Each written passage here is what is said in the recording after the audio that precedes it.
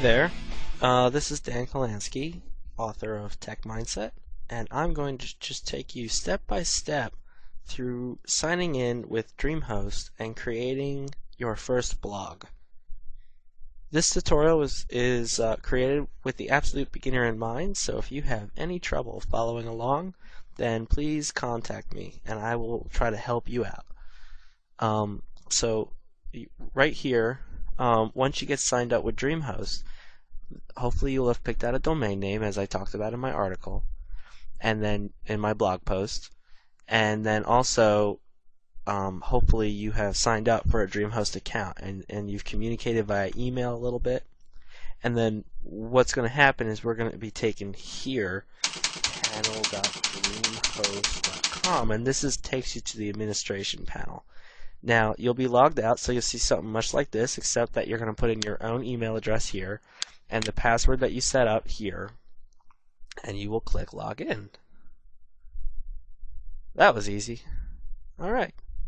Once here, then you will see that you're at the main menu with the overview, and it says let's get started. So we're going to go over here to the nice big friendly Manage Domains button since you already registered a domain. You're going to give that a click. And then you're going to click this nice big button here. Ignore these down here. You can tell that I use Dreamhost quite a bit. You're going to click this nice big button here, Add New Domain / Subdomain. And then you're going to type in the name of the website that you're going to host.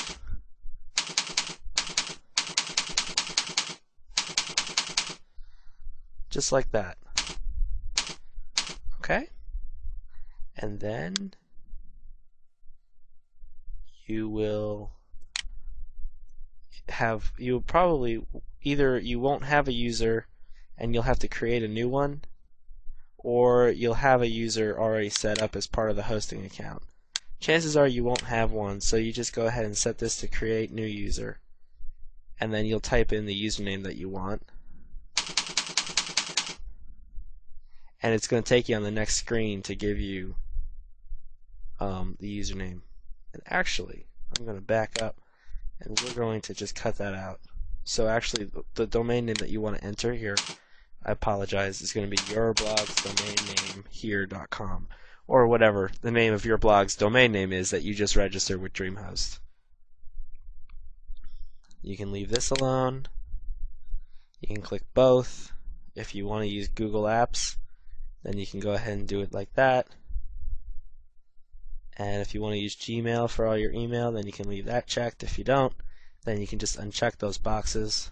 You can enter the text, and then you would click fully host this domain now. Okay? And then if you're creating a new user, it'll take you to the next screen to set up a user with your username that you enter in there, and you'll enter in a password for that user.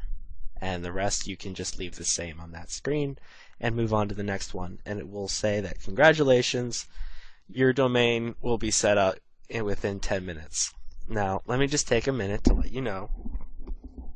Let me just take a minute to let you know that if you registered for a domain and then immediately went and started this procedure, your domain name might not actually work right away. Domain names take sometimes up to 72 hours to work properly, so you might have to wait a little while before your domain name actually starts resolving, is the word for it, to Dreamhost. But that aside, you can still finish this tutorial, it's just that it might not work right away. So once you do that, you can go over this main menu here, and we're going to click Goodies, because they're goodies. And you click one-click installs, and we're going to set up a new WordPress weblog. Alright? We're going to click Install New Web Software, Advanced Mode, because we're advanced. And you'll see right at the top WordPress. The version number might change because they update WordPress quite often. And then so you just get that one checked. These are all other softwares that you can install.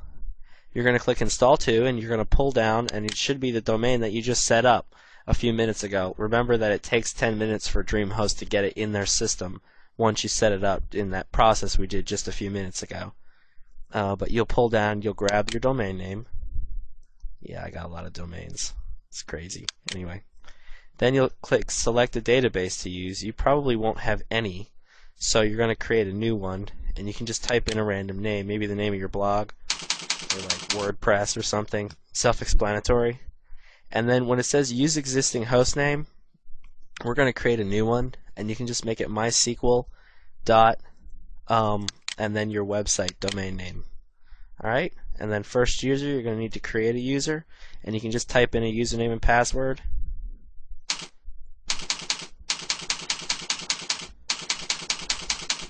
Okay, and then you'll click install it for me now, and it'll go.